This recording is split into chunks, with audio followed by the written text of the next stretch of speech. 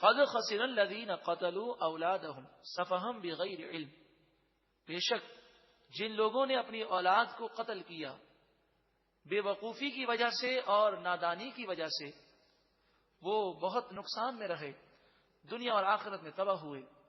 یہاں پر تھوڑی سی بات عرض یہ کر دوں کہ کسی کے یہاں 2 یا 3 بچوں کی ولادت ہو جاتی ہے تو عورت کا آپریشن کروا دیا جاتا ہے اور ہمیشہ کے لیے اس میں یہ صلاحیت ختم کر دی جاتی ہے، یہ حرام ہے اور گناہ ہے۔ اور ایسے واقعات بھی دیکھنے میں آئے کہ جنہوں نے ایسا کیا، تینوں بچے بیمار ہو کر انتقال کر گئے۔ اب انہیں بڑا افسوس ہوتا ہے کہ اگر یہ صلاحیت ختم نہ کی ہوتی تو آج ہم اس طرح نہ ہوتے۔ قرآن مجید فرقان حمید نے ایسے لوگوں کے متعلق فرمایا کہ جو ایسے اقدامات کرتے ہیں وہ خود اپنے آپ کو نقصان پہنچاتے ہیں۔ وَحَرَّمُوا مَا رَزَقَهُمُ اللَّهُ ابْتِغَاءَ عَلَى اللَّهِ، ارشاد فرمایا اور انہوں نے اللہ کی دی ہوئی روزی کو حرام قرار دیا، اللہ پر جھوٹ باندھتے ہوئے۔ بس ایک قاعدہ یاد رکھ لیجئے کہ جب بھی کوئی شخص کسی چیز کو حرام قرار دے، ناجائز قرار دے، ناپاک قرار دے، تو اسے سوچ لینا چاہیے کہ یہ میں اپنی عقل سے کہہ رہا ہوں یا شریعت کا حکم ہے۔ اور یہ بھی مسئلہ یاد رکھیں کہ حلال کے لیے دلیل کا ہونا ضروری نہیں، جو چیزیں حرام ہیں اس کے علاوہ تمام چیزیں کیا ہیں؟ حلال ہیں۔ تو جب کوئی شخص کسی چیز کو حرام ثابت نہ کر سکے تو خود بخود وہ چیز حلال ہو جاتی ہے۔ تو شریعت میں جب کسی چیز کو حرام نہیں قرار دیا گیا تو وہ حلال ہے۔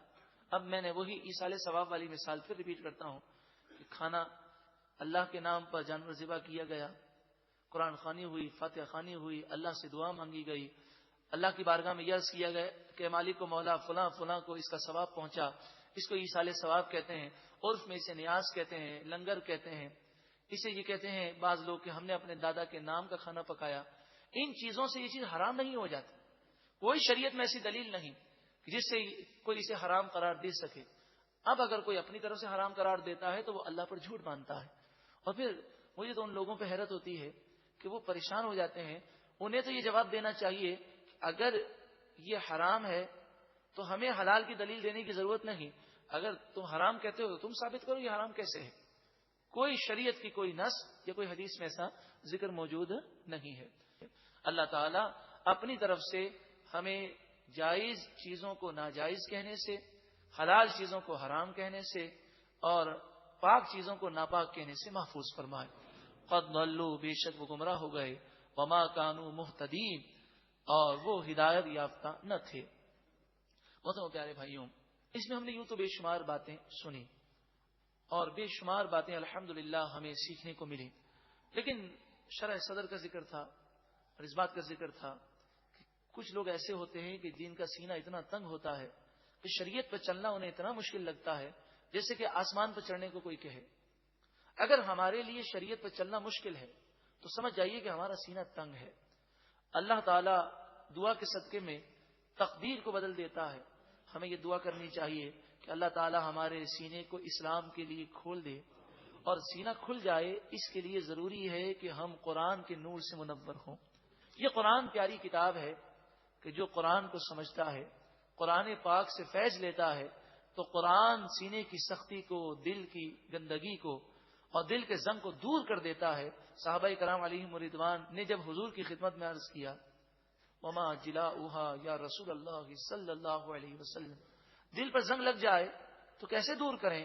تو آپ نے فرمایا موت کو کثرت سے یاد کرو اور قرآن پاک کی تلاوت کثرت سے کرو۔ اب صحابہ کرام تو عربی سمجھتے تھے، وہ قرآن پڑھتے ہوں گے تو قرآن کے معنی پہ غور کرتے ہوں گے۔ اگر ہم قرآن کے معنی پہ غور کریں گے تو انشاءاللہ قرآن کے نور سے ایسا ہمارا قلب منور ہوگا کہ ایک وقت وہ بھی آئے گا کہ ہمیں بھی شرح صدر نصیب ہو جائے گا۔ اللہ تعالی ہمیں عمل کی توفیق عطا فرمائے۔ اس حدیث پاک میں موت کا ذکر ہے۔ کثرت موت سے یہ مراد ہے کہ ہر مرنے والے کو یہ سمجھیں کہ اس کی جگہ میں مر گیا ہوں۔ کسی کا بھی جنازہ اٹھائیں تو یہ تصور کریں یہ میرا جنازہ ہے، میں قبر میں جا رہا ہوں۔ اب یہ تصور کریں کہ کیا اگر میرا آج انتقال ہو جاتا ہے تو قبر میں جانے کے لیے میں نے تیاری مکمل کی ہے؟ یہ تصور کریں گے اور بار بار سوچیں گے۔ امام اہل سنت اعلی حضرت امام احمد رضا علیہ رحمہ اپنے فتاوے میں لکھتے ہیں، پہلے زمانے میں جب جنازہ اٹھتا تھا تو موت کو یاد کر کے سب اپنے سروں کو جھکائے ہوئے ہوتے اور ایسا روتے تھے کہ کوئی باہر سے آئے اور اسے پتا نہ ہو کہ میت کے وارثین کون ہیں تو وہ یہی سمجھے کہ سب ہی میت کے رشتہ دار ہیں. سوچیں وہ کتنا پیارا دور تھا کہ جنازہ دیکھ کر ہر کوئی اپنی موت کو یاد کر کے روتا تھا. اور حقیقت بھی یہی ہے کہ جب انسان جنازے کو اٹھاتا ہے تو جنازہ حدیث پاک میں آیا بیٹھ جاتا ہے, میت بیٹھ جاتی ہے اور میت کہتی ہے کہ اے لوگوں, مجھے تو دنیا نے غافل رکھا, تم اس کی غفلت اور اس کے فریب میں شکار نہ ہونا, مجھ سے عبرت حاصل کرو. فرمایا کہ اگر یہ آواز انسان سن لیں تو وہ میت کو دفنانا ہی بھول جائیں اور اپنے غم میں مبتلا ہو جائیں. اللہ تعالی ہم سب کو تصور آخرت عطا فرمائے, قرآن پاک سمجھنے کا جذبہ عطا فرمائے.